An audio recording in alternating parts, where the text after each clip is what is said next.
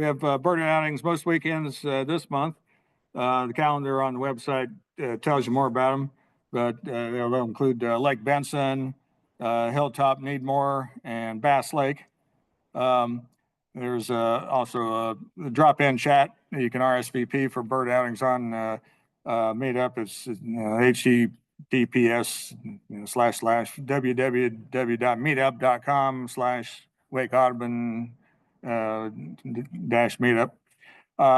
We just added a new bird outing this coming Sunday, May the 18th, 8 o'clock to 9:30 at Lake Betts. Outing will be a 1 mile round trip, flat route between varying marshy habitat in the lake. Sign up on the Meetup site. And in addition, there's this coming Saturday, May the 17th, from 11 to 1, there's a field trip to the State Employees Combined, what is that, SECU, State Employees Credit Union Dino Lab here at the NC Museum of Natural Sciences. And speaker Dr. Anné will provide a tour on the paleontology lab. It's a one-of-a-kind experience and answer questions about the science you see. The tour is free. Okay. Drop in chat. You can register for the May 17th field trip to the SECU Dino Lab on the Meetup, same Meetup page. Okay. Beginner birding programs. Next LGBTQ plus beginner birding trip is on Saturday, May the 31st at Wilkerson Nature Preserve from 9 a.m. to noon. Registration is required. Find details and the registration from online on Wake Audubon Meetup and our website calendar. Okay. Same website. Wake County Parks is also running a beginner birding program this weekend on Saturday, May the 17th. That's not, is that this weekend? Yeah, it is this weekend already, isn't it? 9 a.m. to noon. Again, register on our, this is on the Wake County's beginner birding program. Okay.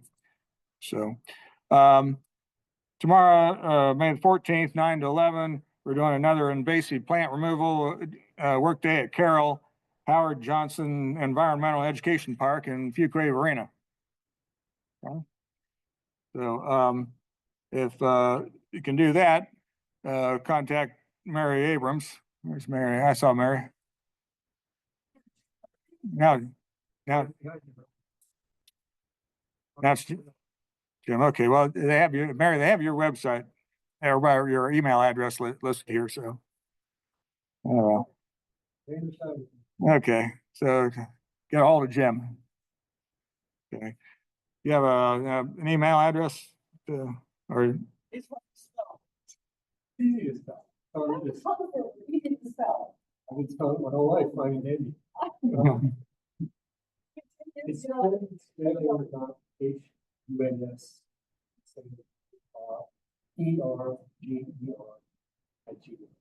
Okay. I didn't get all that, but okay. It's also on me. Okay. All right. Let's see here. Saturday, May the 31st, 10:30 to 12:30. We're doing another trash trap clean out at the Walnut Creek Wetland Center here in Raleigh. Register on Activate Good. Let's see, there's a website for Activate Good here too. I guess just Google it. Let's see, other volunteer opportunities, board and leadership recruitment. And we're an all volunteer organization run by a volunteer board. No special experience or education is needed, just a sincere intent to help fulfill our mission. Okay. Volunteer leaders can expect to spend between 4 and 10 hours a month, depending on the role and your time available. Our current priority vacancies are the Conservation Committee Chair. Need somebody to lead our conservation projects. Volunteer Coordinator. We still don't have, been a couple years and we still don't have a volunteer coordinator. Lights Out Subcommittee Chair. Lights Out's one of our major projects, initiative. And volunteers for the advocacy committee. Okay, so we need to fill out that advocacy committee. Of course, we're still working on finding a treasurer too. So, what's that? Yeah. So don't be scared off by workload or anything. So, you know, a lot of the positions, you just give them as much time as you have, and, you know, that's all you can do. Okay. Anyhow, if you have, have any interest in any of those positions, contact Dave Powell, our president. It's dave.allen.powell@gmail.com. Okay. And we definitely need some help on those things. All right, table events, we got the Out Raleigh Pride, June the 21st. We're gonna have a table at the Out Raleigh Pride Street Festival from noon to 7 p.m. here on in Fayetteville Street here in Raleigh. Or you can volunteer with us there too. So you can just talk with festival goers about favorite birds, our bird friendly initiatives in Wake Audubon, free public programs. Bring your affection for birds and nature. So we'll prepare you with everything else. Okay, so we use some volunteers for that. There's volunteer form on the meetup page or the on the website's calendar, or Wake Audubon's website calendar. So if you have questions, you can ask Rick LaRose. That's R LaRose @was@gmail. Okay. Lights out for spring migration continues through May the 31st. So try to keep outdoor lighting to a minimum between 11 p.m. and 6 a.m. Shut your drapes, turn off the outdoor lights, or at least downshield them, or use timers or motion detectors. Okay. Ann Wilkinson, there's Ann, there she is. Yeah, she can tell you more about that. So, okay. And next month, John, you wanna? Oh, introduce the speaker, a couple of things No, about. we got the awards too. Oh, we're gonna do that? Yeah, go ahead with the All announcement right. about next month. Okay, we're gonna do a couple of things. Well, thank you for reminding me. First is if you are new and you want to join, we will pay the first year. Just talk to Jerry here. She's our membership coordinator. She can get you signed up. Just wanted to mention June, just to get on your radar. So, you know, we had a request to do a program on painted bunnies next month. So I've got a couple of my former technicians who will help do that. I'll kind of get it started for 10 or 15 minutes, but Evan will do most of it on the current work we're doing on the coast with painted bunnies. And then I will plan to organize a trip down at the end of the month on June 28th. So for who can sign up, we'd have to leave early and get down there. We'll look for bunnies, and I'm trying to get Chelsea to either give me the gear to catch some or come out and help us catch some, see one up close, see what Evan's up to. And there'll be other birds to see as well. And then the other thing in June that Wake Audubon does, that's our Purple Martin Month. And so we now have 3 colonies that we help to monitor at Prairie Ridge, the Faculty Club at NC State near the vet school, and now Yates Mill Pond is going. They had, Phil says that they have 20 active nests right before the storm hit. We hope they're still active. They will check in a couple of days to see how they're doing. When it's really cloudy and rainy, the adults can't feed very well. They will abandon, start over. We monitor, and then, as some of you know, I go out and ban the nestlings. And right now, I'm planning to go on June 21st. I know that's the Raleigh out day, but we go in the morning over to the Faculty Club, and that festival is mostly in the afternoon. You can do both. But we'll be at the Faculty Club. Hopefully, if the weather's good, we'll do like from 9 to 12. Anybody's welcome to come watch. And then I'm working with Emma at Prairie Ridge to try to figure out when we might do that. Probably won't be a weekend day, but watch the website. And the same with the Yates Mill Pond. Once we get an update on what the status of the eggs and the incubation are, we project when the nestlings would be old enough for me to go out and get. So just watch the website, watch the meetup site. Once I know more info, I'll be getting it to Earla and to Megan. They'll get it posted, and you'll be able to decide when you want to come out and see what we do with Purple Martins. And the same for the bunting stuff. I'll be getting the info to them pretty soon. And so, are you doing the next bit, or Yeah, okay. So then we have a couple of, other big announcements. All right. Every year we give out a couple of awards in Wake Audubon. So this is the month we actually present the awards. One of the first one's the Paulette Van de Zand Volunteer Award. This recipient will embody a similar spirit of fellowship with others as a result of sharing common attitudes and interests, and will demonstrate a commitment to the initiatives and goals of Wake Audubon Society to further its mission. So, demonstrate a commitment to the initiatives of Wake Audubon by sharing with others, foster knowledge, appreciation, and enjoyment of nature with others, including other groups and organizations if possible. Encourage responsible environmental stewardship to conserve and restore natural ecosystems. So this year, the Paulette Van de Zand Volunteer Award is being given to Diane Hardy.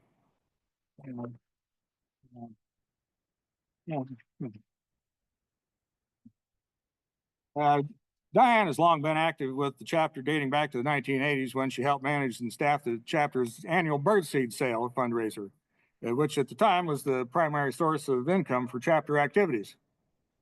For most of the 1980s and 2000s, Diane served as a Wake Audubon board member, using her accounting training to serve as chapter treasurer.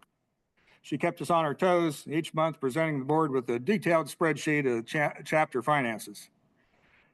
She helped Lena Galatano develop and record the bids for the Birds fundraising auction for the chapter, the most money our chapter has ever raised at one time. She has helped with hospitality at chapter meetings and at the Christmas bird count socials over the course of many years. And she's been an important contact point and companion for many of our chapter's older members. She's also participated many times in the annual Christmas bird count, often at Yates Mill Pond. Diane has an understated but extraordinary sense of humor. Consider this note about participating on the Christmas bird counts. The first time, 3 times I went on the Christmas bird count with John Connors, someone fell into a hole. First time, one of the men in our group waded out into a pond by Argentati's home. He fell in a hole and got wet up to his waist. As he was leaving, John said he didn't want to continue without his pants. The second time, there was an NNO reporter and photographer at Yates Mill Pond.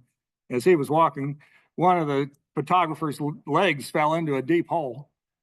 He was stopped by his crotch. He kept shouting, "I can't touch bottom." Several guys pulled him straight up. On the third winter count, one person left about a half hour earlier. As we drove away later, we saw her walking and picked her up. It turned out that her car fell into a ditch. The curse of John Connors continued. Okay. So, yeah. So, well, come on up and, yeah. Diane, present you with a couple things here from the man of the sack here. So, yeah, so I got that envelope, and let me see, where's the, I have to check which one's this is one. It has my name on it. Yeah. Yeah. So,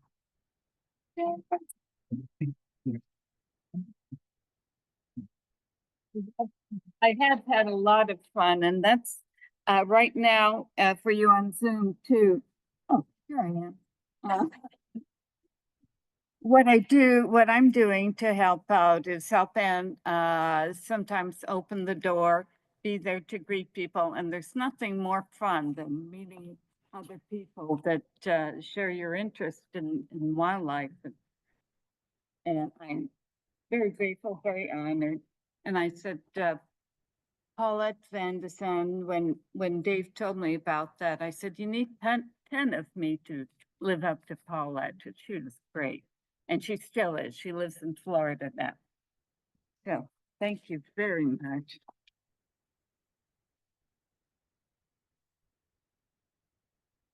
well, the speech wasn't required, but it's much appreciated. Okay. The other award is the John Connors Conservation and Environmental Education Award. The recipient for the John Connors Conservation and Environmental Education Award demonstrates participation in conservation and environmental education activities as a result of sharing common attitudes and interests and a commitment to the initiatives and goals of the Wake Audubon Society to further its mission. And recipients demonstrate a commitment to the initiatives of Wake Audubon by sharing with others, foster knowledge, appreciation, and enjoyment of nature, and encourage responsible environmental stewardship, but to conserve and restore natural ecosystems. This year, we are honored to award Phil Dorr the John Connors Conservation and Environmental Education Award in recognition of his outstanding commitment to conservation, environmental education, and community engagement. Phil played a pivotal role in building our partnership with Field Inclusive, an organization dedicated to increasing accessibility and representation in environmental spaces.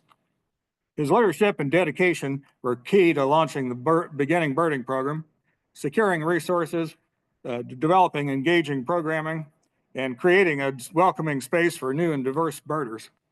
His passion for environmental education shines through in his ability to connect people to nature and foster a deeper appreciation for the natural world. Additionally, Phil has made a lasting impact at Yates Mill County Park, where he played a big part in installing and monitoring the purple martin nesting gourds. His involvement with the Leopold Wildlife Club further underscores his commitment, spending significant time at Yates Mill Pond, helping the Leopold Wildlife Club maintain and monitor wood duck nest boxes for many years. Bill's dedication to conservation education extended to his role at Lincoln Heights Elementary School, where he helped facilitate the installation of a native plant garden. His hands-on involvement ensured the success of the project, providing students with a meaningful opportunity to engage with native plants and pollinators. Through all these efforts, Phil has embodied the spirit of conservation and environmental education, making a lasting impact on our community. His leadership, volunteerism, and commitment to inclusivity make him a truly deserving recipient of this award. Thanks.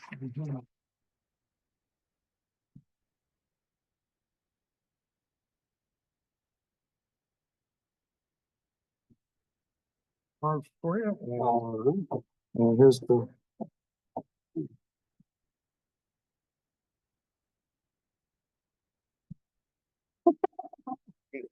Thank you. And as a retired old professor, I'm noted mainly for speaking in 55-minute increments. I did that for 35 years at NC State University while teaching and mentoring students in wildlife biology for many, many years. But one of the intriguing things about this particular award, there's a couple things about it.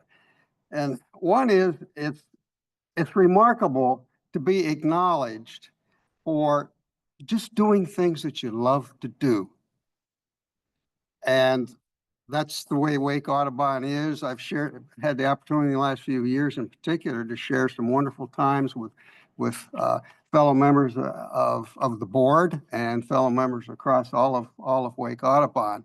And there are some remarkable people that are parts of this organization and really, really make it work. And I've been blessed in some of the activities that I've been doing and participating in to have the assistance or the leadership of many of those folks. So one other thing I have to mention about this. So one of the things is that since 1975 or thereabouts, when John Connors and Lena Galatano and a whole lot of other people whose names I've forgotten already, I am 82, began the thrust of what became Wake Audubon, converting the old Raleigh Bird Club,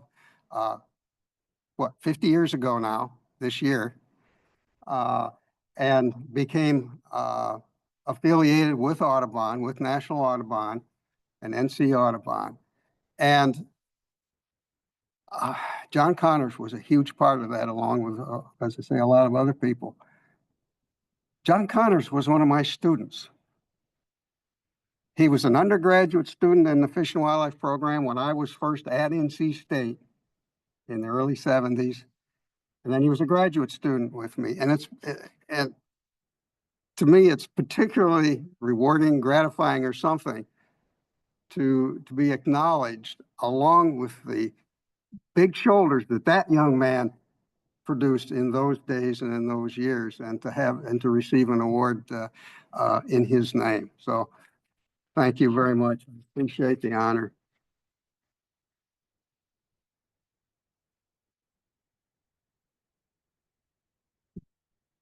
So now I'm going to turn the podium back to John, who's going to introduce tonight's speaker.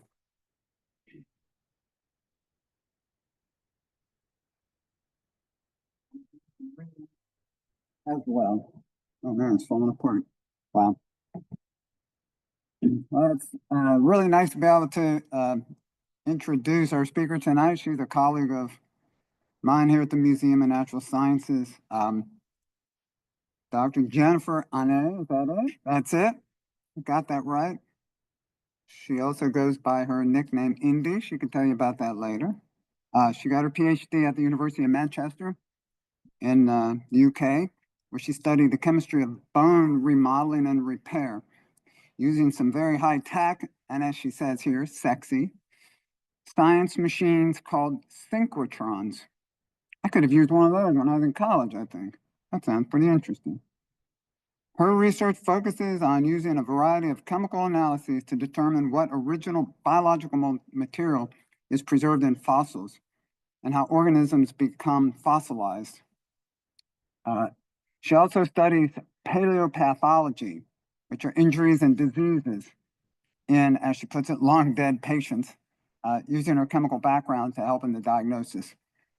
And she likes a variety, studying a variety of species. So she has studied everything from dinosaurs to manatees and all vertebrates in between.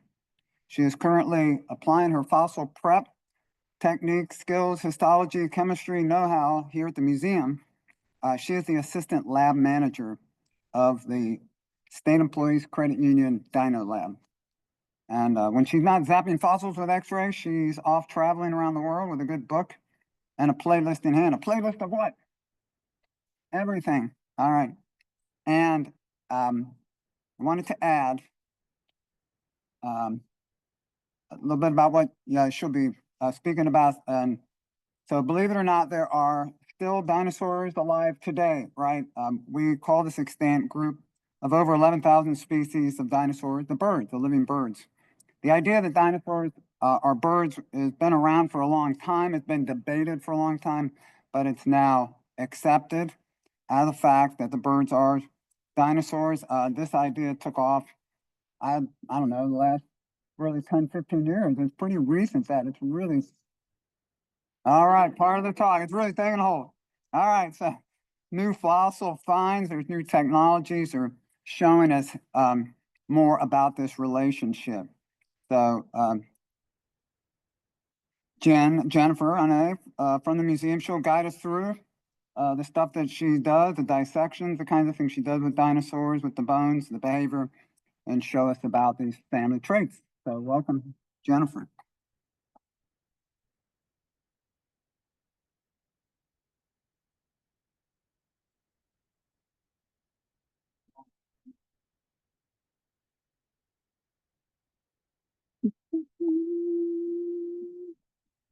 Okay, so now they should be able to see it at home. Yep, should be sharing. Okay. So thank you everyone for having me. I actually wore my bird dinosaur shirt today. I am wearing the 150th anniversary shirt of the naming of Archaeopteryx from Berlin, because I actually was in Berlin for that anniversary, which is kind of a fun nerd thing to say. But just a show of hands, how many people knew before walking in the door today that birds were dinosaurs? Awesome. Good. Science is doing a good job spreading this. How many of you have known that for a while? Okay. How many of you have suspected it for a while? Okay. So what I'm going to do is I'm going to kind of show you my path into paleontology because I think it's important to show that in the sciences in general, there's multiple ways of getting into a science. One of the things we do in the Dino Lab, for those of you who have been there or will see it on Saturday, is to engage the public in science in general and how we get into sciences. And there's many roads to get to that same kind of destination, as the of you who work in sciences know. So to kind of show you how I got there. Uh-oh, am I not coming through? The one that's sharing is the one that's not in interpreted. That's nice. What if we did that? Does that look better? Yeah, it takes a hot minute. Yeah. Okay. I promise I use technology. But then I'm gonna go through kind of literally the dissection of birds and dinosaurs and the traits that they share. Some of them that you'll be like, of course, obvious, you look at bones, but other ones that you might be a bit surprised. We might even have some fun video to show. And I'm also going to kind of highlight some of these new techniques, because another thing I know we get a lot in the sciences is we get very pigeonholed into, if you are this, then you do this technique. And I'm hoping to show that as scientists, we use a wide range of techniques to answer our questions, especially when you're limited to the fossil record. Okay, so how it started. Oh, it's kind of blocking me in the presenter mode. Yeah, let's hide this. That one. There you go. Okay, because this hat is going to be important. So this is me when I was about 8 years old with my Eat from the Crudes haircut. I'm from upstate New York. We don't have dinosaurs, so we have lots and lots of older fossils like crinoids and brachiopods. But I'll have to trust my parents that I've liked dinosaurs since I was 2. And then I was part of a program in high school where you could do research. You had to find a researcher to do research with. And my family's from Pennsylvania, so I went to the Academy of Natural Sciences in Philadelphia. So this is me at 16.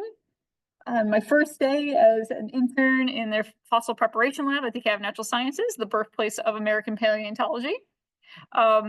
Here's some of our hardy crew, believe it or not, in the lovely fossil pits of southern New Jersey.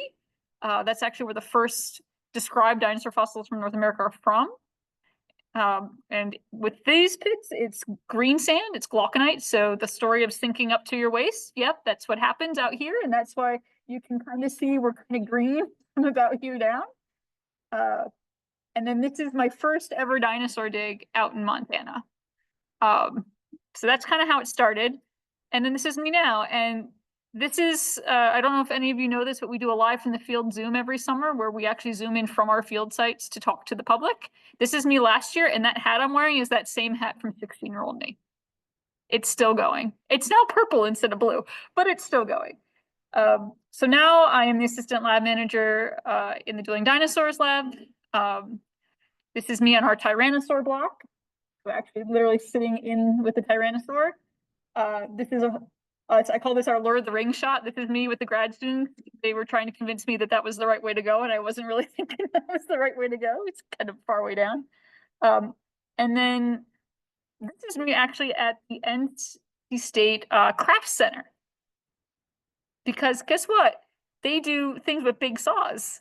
And sometimes we need big saws when we don't have a big enough saw. So this is me actually being with the artists, using it to do something called histology, so looking at bone microstructure.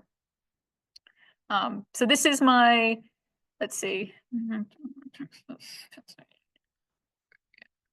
This is my 6th state and one of 2 countries that I've lived in for my career. So I've kind of been all over the place. I joke that I'm a Johnny Cash.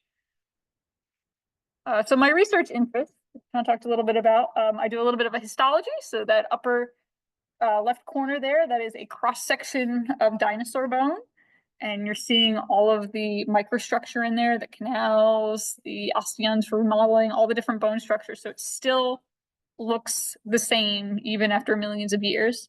The picture of me on the right wearing on my Stanford hat is me zapping our Triceratops skull with a handheld X-ray fluorescence machine. So I do a lot of chemistry, looking at preservation. So what's still sticking around after millions of years, what isn't, how did we get there? There's me looking very proud in the middle after cutting a Tyrannosaurus Rex femur in half using a really big bandsaw. And then the picture of me on the left is at the Stanford synchrotron radiation light source in Stanford. So I'll talk a little bit that now. Synchrotrons are basically giant electron particle machines. They produce very high energy and very stable energy, and you can use them for a variety of different techniques. I use it for X-ray fluorescence, so looking at kind of the trace elements. So if you can imagine, if I could take a picture of you guys, but my filter on the camera was for different elements on the periodic table, so that when I took the picture, only things with that element showed up. That's kind of what I'm doing. So I can actually see how that chemistry is distributed through the fossil, through the rock. I can see it on the large scale. So actually the largest thing we've ever scanned is the Berlin Archaeopteryx, which is 1 meter by 1 meter, all the way down to that micro scale. So looking in between the bone tissues.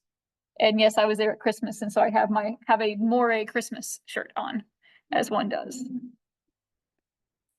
So here's a little bit more of some of the techniques we use. So I asked what was with the rubber ducks and didn't really get an answer, but the one on the left-hand side is scanning fossils at the Stanford Synchrotron. The upper corner is my colleague Eric Lund. We are actually down in the basement in the NEC building, right outside the Vert Paleo type room, because we needed a very dark room. We're doing a technique called laser stimulated fluorescence.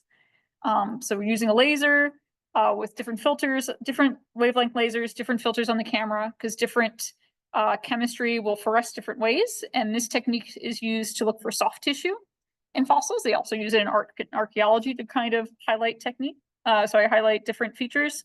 So we're using it on our dueling dinosaurs to look for more skin impressions. And then on the bottom there in our rotisserie is Eric again and Mariana from the Art Museum doing some XRF mapping. So you can kind of see it all the way up here, the thing that looks like you put an iron up against a tyrannosaur. And this is looking at that chemistry to see if we can see any soft tissue around the neck of our tyrannosaur.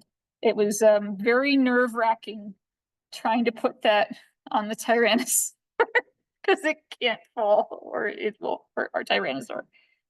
So these are just some of the techniques that we use in our lab. Again, I focus mostly on the chemistry because that's what I do. We have a whole bunch of other techniques we do for biomechanics, for ecology, mapping, all that kind of fun stuff.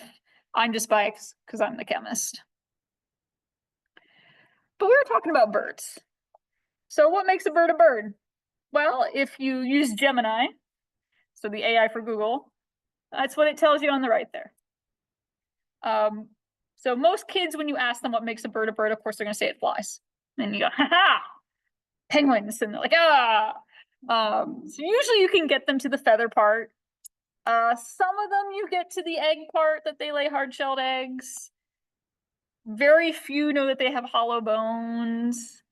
Sometimes you can kind of get the kid thinking about Thanksgiving and talk about wishbones. But this is kind of your very basic what makes a bird a bird. So when I say dinosaurs are birds, the kids say, no, they're not birds. I say, well, then what makes a bird a bird? You know, we think of this. The kid who says, that doesn't look scary. That just looks like a 6-foot turkey. And he's right. Because they share a lot of the same characteristics. Now, I should kind of backpedal a little bit and say not all dinosaurs. So birds are a very specific part of the big group that is dinosaurs. So they are part of the theropods, the meat-eating dinosaurs. Not all of them ate meat though, just to be confusing because this is nature. But if we start kind of breaking down, again, these key features that we say this is what makes a bird, you will find a dinosaur that has it. Right down to having a beak. Right down to having a pygostyle, which I'm going to show in a little bit, which is the specialized bone in the tail for flight feathers. Okay? And in fact, we even convinced Wikipedia. So when you look up bird in Wikipedia, it's going to say that it's in Dinosauria theropoda. So it does in fact have them down finally that birds are dinosaurs. So if you can convince Wikipedia. But funny thing is, this isn't new. This is a quote from Charles Darwin.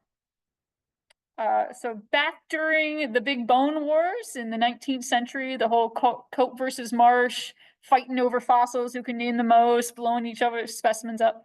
One of Marsh's big things was these toothed birds, because you get quite a few, especially over in Kansas, where there was an interior seaway back when these things were around, and they look kind of like really leggy loons with teeth. So they're divers, and he was talking about this kind of connection between these features on these toothed birds, because hey, birds with teeth and dinosaurs. And Darwin's like, hey, this is awesome. This is kind of right up what I'm looking for. Because Marsh also gave him another great example of evolution, because Marsh was also interested in fossil horses. So these are two groups that you can see nice, clear connections between a transition, right? And the actual type specimen of Archaeopteryx, the kind of one that everybody puts out there as like, you know, the first bird, which is not really, is this single feather. Okay, so when it was first found, they didn't know what it went to.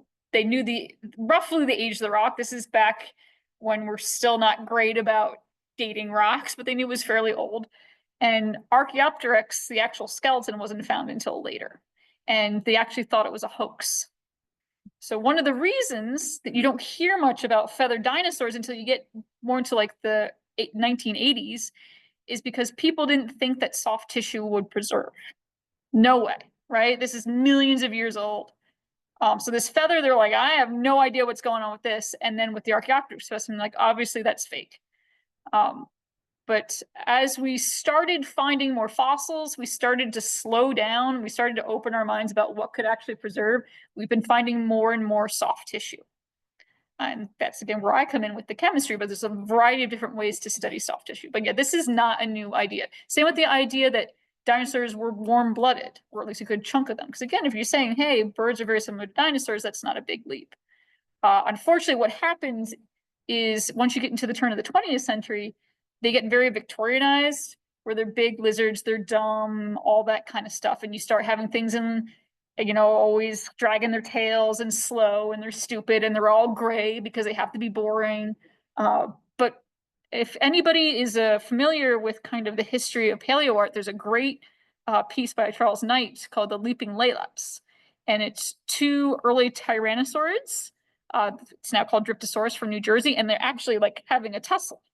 So this idea that dinosaurs were very active, very intelligent animals actually was quite old, and it kind of got just pushed to the back burner when Victorian kind of popular science pushed it out. So it's the equivalent of when kids come into the lab now, their definition of what a Tyrannosaurus Rex looks like and acts like is all based on Jurassic Park. And and adults too, they'll be like, well, I saw it, like, yeah. So I give the example, if I showed you a purple Tyrannosaurus with feathers, you tell me that wasn't real, but why? Why would you say that's not real? And they're like, well, Tyrannosaurus wasn't purple. How did you know?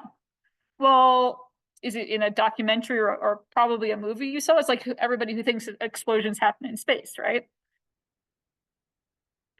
So let's break it down now. Let's just kind of go through very slowly of different things that are tying these two together that you can say, you look at the dinosaur, say, yep, that's a bird. Look at a bird, say, yep, that's a dinosaur. So mostly what people think about when they think of paleontology is looking at fossil bones, right? Most of what we got. So one of the things I actually have a copy of that if people would like to check out, they are more than welcome to after the talk, is a wishbone, a furcula. They're actually go pretty far back in the theropod lineage. So some of the earliest of this group actually have them. And it's not really agreed on why it came to be, because they obviously weren't flying, especially not T-Rex. Now, a fun thing with T-Rex, which you can actually see in the one that says Bucky, which is actually from the museum I used to work at, the Children's Museum, is they seem to be asymmetrical. So not sure what's going on with that. Another thing is if you look at our lovely Velociraptor skull up there, are those nice thin bones in the eyes. Those are sclerotic rings. Okay, help support the eyeball. And it's not just theropod dinosaurs that have these, other dinosaurs have these as well. Big part that makes a bird is hollow bones. This is one reason you don't give them to your dogs to chew on, because they splinter and it's not good for the digestive system. Well, the picture with the pen in it, that is the femur from our dueling dinosaur Tyrannosaur. And you'll notice they look like Cheerios. And that's because it has a nice hollow limb bone. Okay. And then you can just look at that foot from our Tyrannosaur and it looks like a bird foot. I mean, they have the lovely elongated kind of ankle. They are digitigrade with their toes. They've got that fourth toe that's kind of just chilling out there. Everything looks bird. And in fact, the soft tissue preservation from one of the feet of our Tyrannosaur, the skin looks just like emu skin, which is pretty darn cool.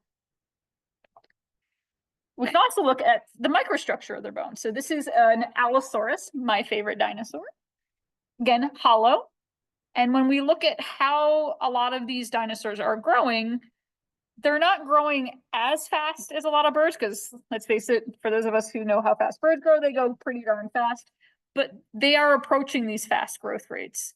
And it seems that they are going through them in kind of spurts, which there is a bird that has some of these similar lines, and that is a kiwi. Okay, so the ratites, the flightless birds. But there is a lot of microstructure that is very similar for the speed that they're growing and kind of how they're plateauing on their growth. Now soft tissue. Now some soft tissue is obvious. You literally see an impression of it.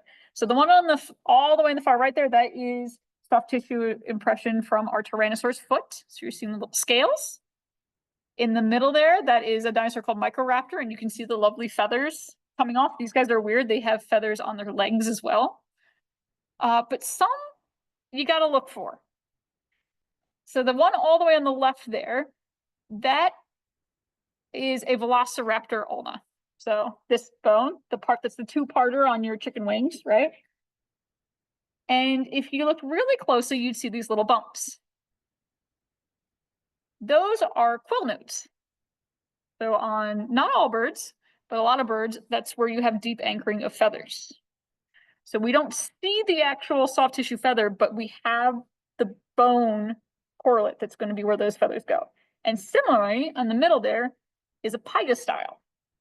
So pygostyles are the specialized last bone in the tail for birds for tail feathers. And oviraptorids, which look like geese themselves, they have these.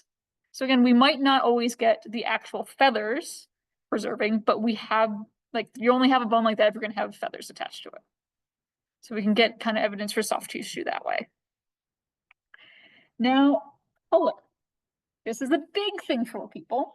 And actually, it's a big thing for animals. It's not just like we want to have the most accurate Jurassic Park, but as you all know, being bird lovers, color is very important for a lot of different parts of an animal's life. It can be for display, it can be for camouflage, it can be for showing maturity, it can be for species recognition. So it's all over the place.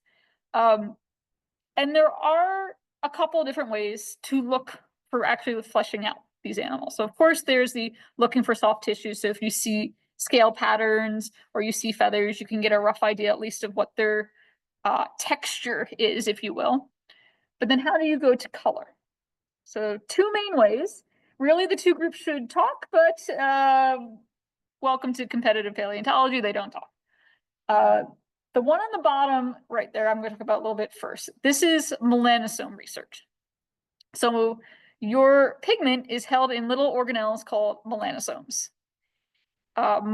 Usually you're kind of in your two basic breaks for pigment. That's eumelanin and pheomelanin. Okay, so you can think of this as like the backing that all pigment needs, because a lot of true colors like greens and blues are structural, or you can be weird like a flamingo and you got to get your pigment from your diet. So eumelanin is kind of your grayscales. Okay, your really dark browns, blacks. And then pheomelanin is kind of your browns, reds. And then the structure that you add to that creates the whole array of colors that we see in the natural world.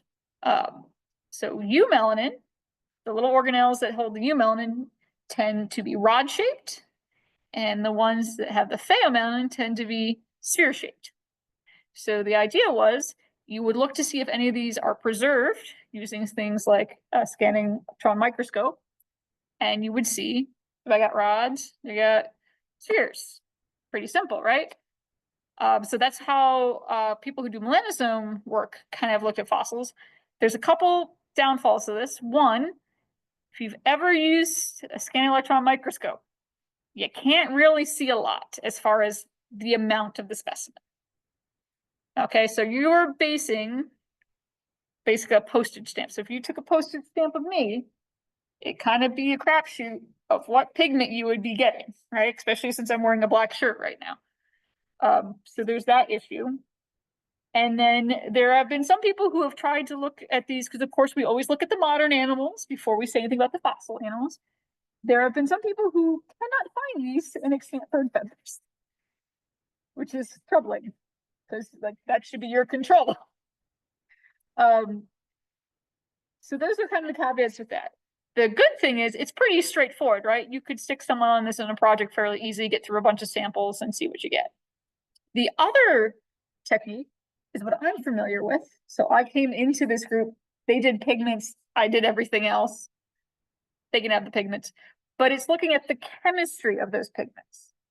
So we mentioned eumelanin and pheomelanin. Eumelanin has a copper base. Pheomelanin has a zinc sulfur base.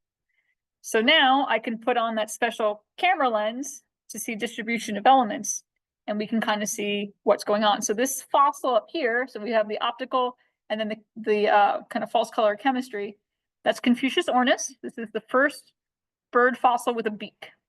So the first time we get beaks going on, at least this kind of really good bird beak. Blue is calcium. It's in the bones, no surprise. Red is copper, just in the feathers. And not only can we look at the distribution of the elements, but you're like, hey, that's a fossil. It's been sitting in the ground. Like, are you sure that's original copper? That could have just washed right in. So we do a less sexy technique called X-ray absorption spectroscopy. And that can tell us the species of the element or its nearest neighbor. So who it's connected to and how it's connected to. And so what you do is you say, right, I've got copper. It looks like it's just in the feathers, just like in a bird with dark feathers. I'm going to do the spectroscopy. Does it look like it's the same species or bound the same way in the fossil as it is the modern bird? And if you've checked all those boxes, you've got original chemistry preserved in something that's over 100 million years old, which is pretty cool. And that's why it made it into science. So I do similar things, but I don't look at pigment. I look at bone healing, so the elements that are important for that, looking at specific elements for depositing a very specific bone tissue that we'll talk about in a little bit, but also seeing how elements come in and actually fossilize. Because one nice thing about this work, that specimen is about twice the size of a regular sheet of paper. Map the whole thing. And then if I want to go small, I just pick it up, take it to another beamline, and I say, right now I want to map this much, but I want to go all the way up on the resolution. So we can like look between individual barbs. So that's what's nice about that. But there's more than just the outer layerings of soft tissue. There's also the inners. So I forgot to bring it, I should have brought this up, but we can make copies of dinosaur brains. We call them endocasts. And we do this by CT scanning the skull, and then in the computer just sectioning out the space that the brain and the nerves would be. And a big thing that we look at is the semicircular canals, because not only is that going to tell you about the range of sounds that they can hear, but also can tell you about balance and head position. So there's been a lot of work looking at how this kind of goes really crazy once you get into flight, because now you've got to figure out where you are, you know, up in the air, which is even worse than trying to do just on the ground. Like just picture when you get tumbled when you're swimming, right? So you can look at how dinosaur brains compare to bird brains versus more reptilian brains. It's always fun to show kids a dinosaur brain. They're like, that's not a brain. Like, it's not a mammal brain, but and then a big thing that is actually something that makes birds birds is breathing. They've got these air sacs that make for very efficient breathing, which you need if you're going to be flying around. Dinosaurs have the same kind of thing. And it's not actually just the theropods and eating dinosaurs that have it. Some of the sauropods, the long neck dinosaurs also have this. And we can tell based on their vertebrae, they have these little cavities or indents that are indicative for where these air sacs would be. So they've got very similar way of breathing. And for these theropods and these long neck dinosaurs, it's probably again just more about efficiency, right? If you're chasing down something, you want to be able to keep your breath while you're doing it. If you're something that's 80 feet long, like some of these sauropods or over that, it helps, any little bit helps you just to get through the day when you have that big of a body.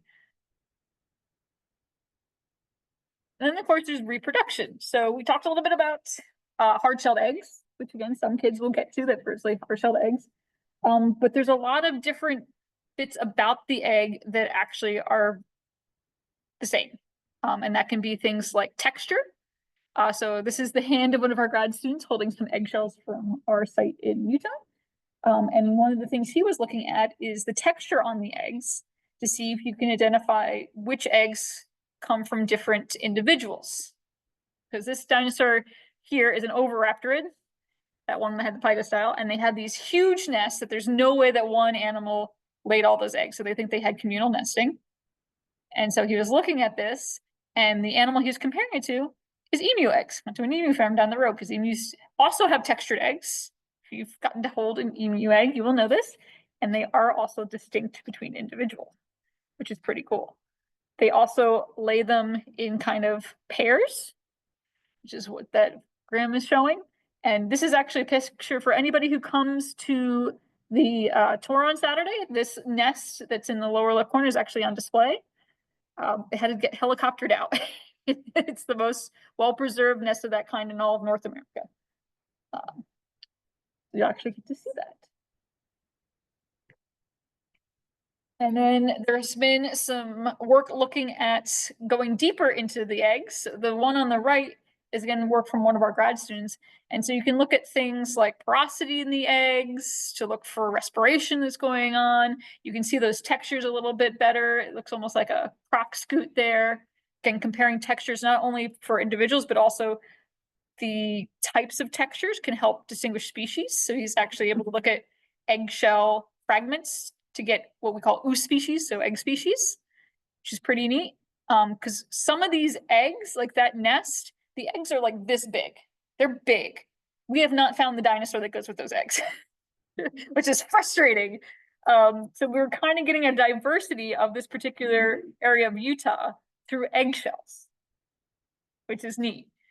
And then there's also been some work chemically, which I believe the Net Science article talks about, to try to figure out if dinosaurs are pigmenting their eggs. And one of the reasons you would have pigmented versus unpigmented is also talking about if you are burying your eggs versus brooding your eggs or having them out. Because if you're burying eggs, they don't need to have any kind of color. They're just getting buried. Where if they're going to be out for any amount of time, then you probably want some pigment to go on there. So this was work that was started kind of on that. I'm a little bit hesitant because they made a little bit of a broad implication. So for instance, saying all oviraptorid eggs were this color, I'm like, they probably had some variation. I can believe that oviraptorid had that color. But this is a technique called Raman spectroscopy. This is looking at bonds, so different kinds of bonds and elements, and it's actually used a lot in pharmaceuticals because don't know what that is, because they actually want to see how those different molecules are going to bond, because that's important to see if that drug's going to work for you, right? It's not bonding right, it's not going to work for you. But we can apply it to fossils. Now that special tissue I mentioned way back when is medullary bone. So in extant birds, this is the bone that is laid down right before they're going to lay eggs as a calcium reserve. So it's quickly deposited and quickly taken away. These birds already have really thin bones. Laying a calcium heavy eggshell is going to put more stress on that. So they lay down this medullary bone tissue. We do not know when that first appeared. It's a pretty good strategy for reproduction, but Trying to figure out when it first appeared is proving problematic. Because optically, it looks like other fast-growing tissues, like cancers. So what even in extant birds, unless you actually had the information that you knew that that bird was in season or had eggs or was at the right time, it's still hard to tell. So we, as of right now, are not sure 100% if dinosaurs had medullary bone. There's been some cases, like this is a tyrannosaur, and actually they talk a little bit about it down on the third floor lab. We get to listen to Mary Schweitzer talk about it all the time because it's on a loop. But TBD. This is something that I'm chemically trying to work out with some of our folks here at the museum, because it's a real head scratcher. It's a very important point in bird evolution to get this specialized tissue, but we don't know where it occurred. Just kind of all of a sudden is there.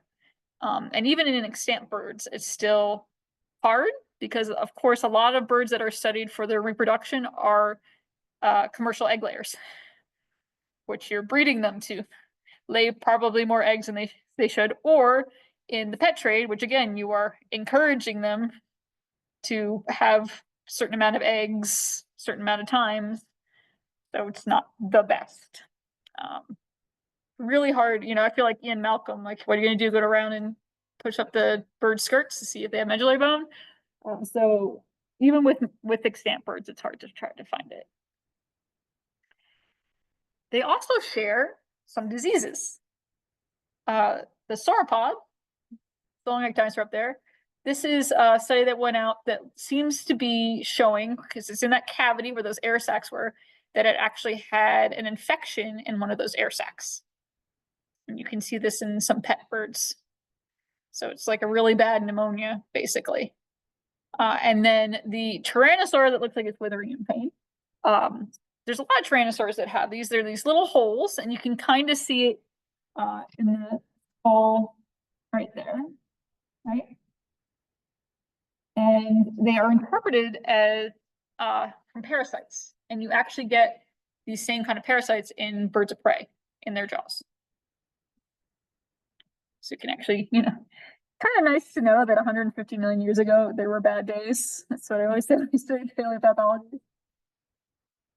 Then there's behavior. And you're like, well, how can we tell behavior? Well, for some of it you can. So for instance, this is an oviraptor. That's how it was found. It's found in the brooding position. In the actual brooding position, which is pretty darn cool. And there have been some trackways. I must admit, when it comes to fossil trackways, it's an inkblot test to me. I trust the people who actually study fossil trackways. But there's these kind of raking. So the feet are, they're not really going anywhere, but they're raking. And these are interpreted as that kind of dance that you get in some species of just kind of stomping the ground. And then how many people here saw Prehistoric Planet when it came out the BBC? No? Oh, okay. I'll show that at the end because they did an absolutely beautiful and hilarious interpretation of, there's a species of dinosaur that has limbs proportionally even smaller than Tyrannosaurus and what it could have used them for. And it's a really fun behavior thing.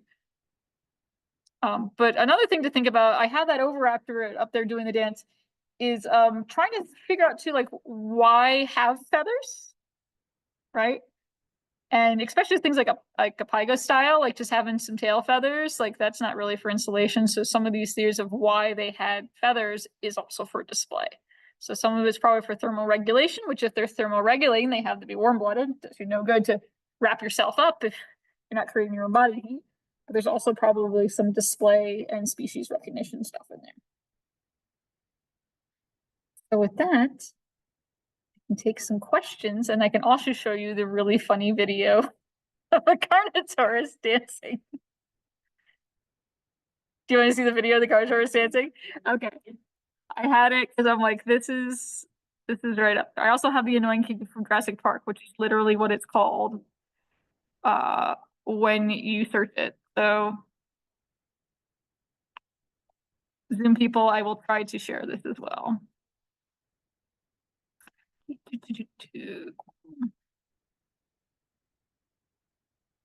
Why is it not letting me share? Okay, sorry, Zoom people, you might not be able to see this.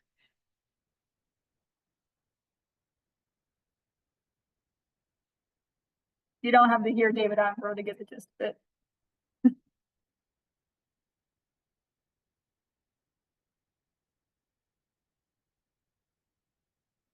So Carnotaurus has such short arms that there's like, it's ridiculous.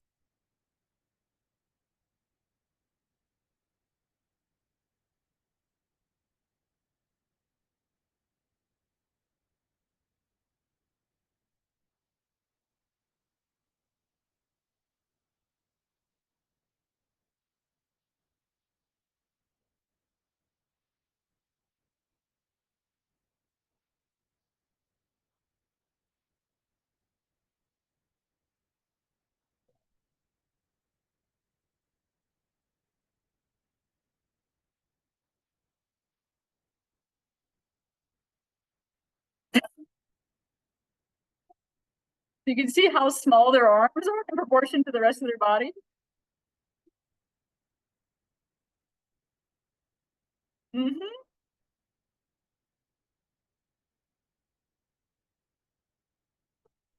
So they're very tiny, but another interesting thing is where the humerus attaches to the shoulder, it's got a huge range of motion.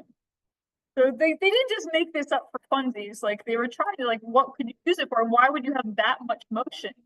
But he's like got little like salamander parts, right?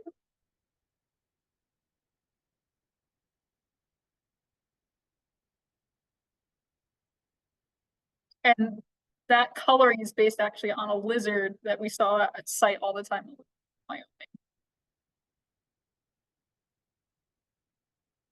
Nope.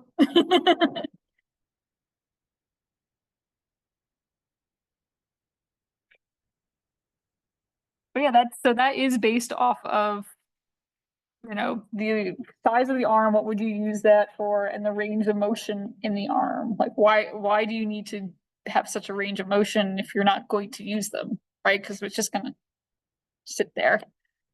So a lot of these funny things too, when you see it, like there is some science, but don't trust Jurassic Park, but there is some science behind some of these different documentaries. Are like, why would they do it that way? So did anybody have any questions? What's up? Mm-hmm.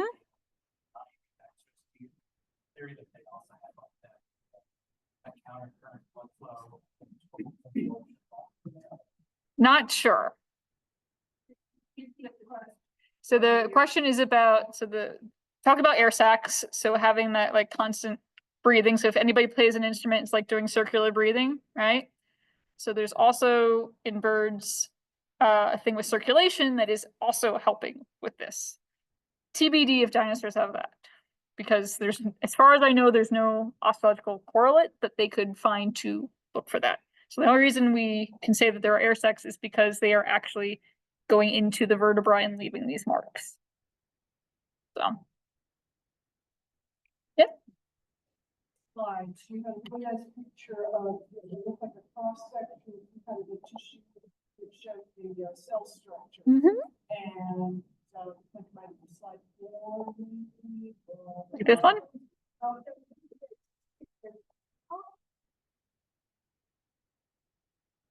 Oh, nope, it's gonna make me go all the way to the end. We'll just show it that way. I know there was this one too. Is that the one you were thinking? Yeah, that one. Yeah. Like that. So how are you visualizing that? Is that? That is just on a petrographic microscope. Okay. It's just that it's now a fossil. So it'll look different. One, the thickness. So this is one way that I can tell if my slide's too thick. So if anybody does histology on extant tissue, one, you usually decalcify your bone, which we cannot do. and I don't want to do as a chemist because I want to see everything that's in there. But we are usually visually seeing when we have reached a good thickness. Because you're looking at differences also in how the minerals are interplaying with the light. So if anybody has ever done petrographic sections, so rock sections, for instance, one of the ways that you know that you've reached the right thickness is if your quartz goes from yellow to clear. So this is a mixture of just the mineralogy of the specimen and also how thick it is. Some of the stuff, like, let's see if I can see it better in this one. Yeah, so you'll notice in this one, there's some dark banding, really dark, it's like continuous banding. That's an actual histological feature that's called a line of arrested growth, a lag. They are interpreted as being cyclical because in extant animals, they tend to correspond to a year, give or take. And this is one way that we age dinosaurs. And this is just under plain polarized light. We'll use cross polarized light to see certain features as well. I wish we could rotate our stage, but our stage doesn't rotate. Yes. That's a good question, but your cars run on organic preservation all the time. So it was, how can soft tissue preserve for millions of years? And I said, that's a good question. We're still, trying to figure out how fossilization works. Some of this stuff is just imprints. Other stuff has chemistry preserved. But then I pointed out, you drive around in preserved organics all the time. And when I'm talking, preserved organics, I'm not talking like whole sheets of DNA and everything. I'm talking about the ghost elements, if you will. So those last little bits from it degrading. Because DNA, I think the oldest DNA they've now confirmed is around 1.5 million. We're getting a DNA sequence, which is pretty darn good. We can do fossil proteins. Again, fragments going all the way back here. Not enough that's going to give you too much information, but enough to at least show, similarities between groups. And then what I do with the trace elements, this is elements on that periodic table that are important for these different processes. And at least with bone, what we can kind of cheat on a little bit is your bones already have minerals in them, right? And that's already going to be preserving some of the original chemistry. In fact, your bones can take half the periodic table up into them. That's why they're so poorly crystalline, because they are a good storage space for essential elements that you're going to be using throughout your life. Yep. Comment and a question. Uh-huh. Fossil leaf, or at least leaf impressions have been accepted as legit for quite a few decades. Mhm. I'm not sure why feather impressions would be any different. Mhm. Why they have a problem with that. The question is, very different topic, but the melanosomes. Mhm. That is pretty intriguing. The problem about the shape of the melanosom, Mhm. so forth. But melanoma, you know, I feel now, I'm only give you a couple. Yeah. You only get a couple degrees of Kevin Bacon. The other major factor pigment birds have is carotenoids they get from food. Mhm. And I'm not sure what kind of structure they're stored in, but are there any physical or chemical sites So- of carotenoids? So you can get carotenoids. It's unfortunately hard to see if it's from pigment because you get it in other things as well. And the other problem with carotenoids is, as you just said, they're diet based, right? So if you're eating more or less, that could change it. In fact, barred owls can look pink if they eat too many crayfish. So the question was about different pigment preservation. So there's not been any proven this is a carotenoid pigment in the fossil record. So mostly been concentrating on the eumelanin and the pheomelanin. And then again, one of the issues with that is that only gets you the rough. Once you get to the really detailed of blue, green, yada, yada, yada, that's where when we do our paleo reconstructions, we have to take a little bit of artistic license. So what we'll do is we look at animals that are around today that occupy a similar ecological niche in similar environments. How are they using pigment? What kind of pigments do they use?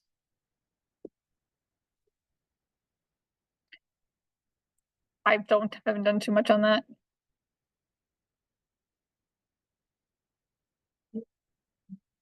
Oops, yes. Do, do, do. Check. Okay, going all the way down. Oops. Keep going. Where are the hotspots for fossils these days? It depends on what fossils you want. So just like anybody in the sciences, we all have specific research questions, and different specimens are going to help us answer those research questions. If you are interested in dinosaurs, North Carolina is not a great place to go. So we go to New Mexico, Utah, and Montana here in the United States, and Mongolia to compare ecosystems, because we have rocks in Utah that are similar age to those in Mongolia, so we can see what's happening on both sides of the world.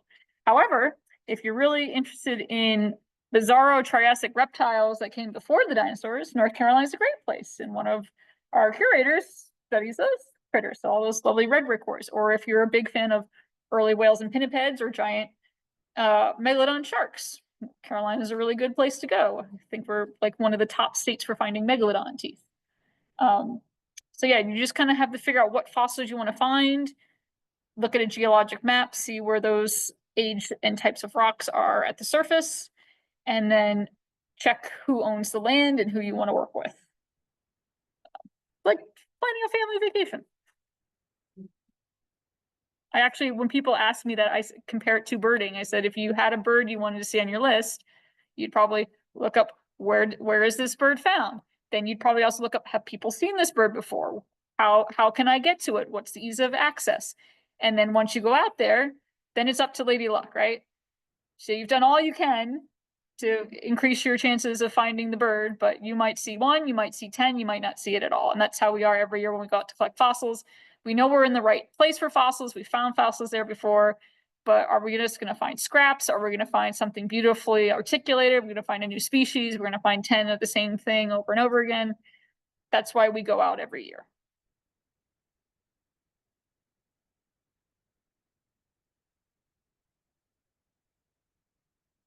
You have a question? You have a question? Yes, so Aurora's actually working with me on the medullary bone stuff. Did you say anything about that? Yeah. So Aurora was a postdoc here, and ironically, we met at a conference in South Africa, and she was talking about her work with extant birds, and I had just to see if I could get anything, did some work on chickens, because if you're going to find medullary bone, like, you're going to see it in a chicken. So I just wanted, proof of concept. So I approached her after her talk. I was like, hey, I've got this technique. And she's like, I got this problem.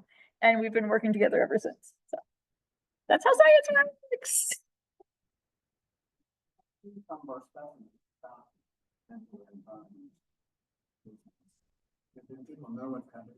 Yeah, specialized tissue for egg laying. And what's weird about it too is for a while people thought it was just in certain parts of the skeleton, but her work actually shows it could be spread through the entire skeleton. So even like skull elements and vertebrae, like places that you're like, that doesn't seem right, but Mother Nature doesn't care what we think is right.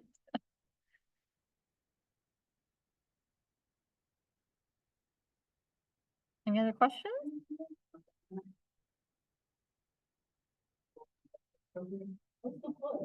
Well, if her afterwards, if you would like, I brought 2 show and tells. I have an ornithomimid foot, so bird moon foot, just so you can see the similarities between dinosaurs and birds. And then I have a copy of a Tyrannosaurus furcula. So you can see the wishbone. It looks very odd for some reason in Tyrannosaurus, and especially in Tyrannosaurus rex, they are asymmetrical. Yeah, so yeah, they're kind of wonky. One reason probably because they're not using it, but we don't know because we're not sure what they were really using furculae for before flight.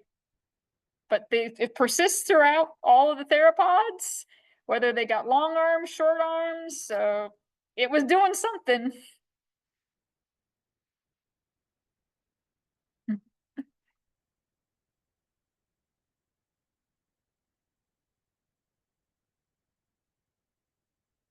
Thanks everyone for joining us. I guess we will head back to the back for our cookies and such. You know about the June program, so again, we'll be here in a month to talk about painted buntings, and so just check the Wake Audubon website for all updates for different field trips and programs.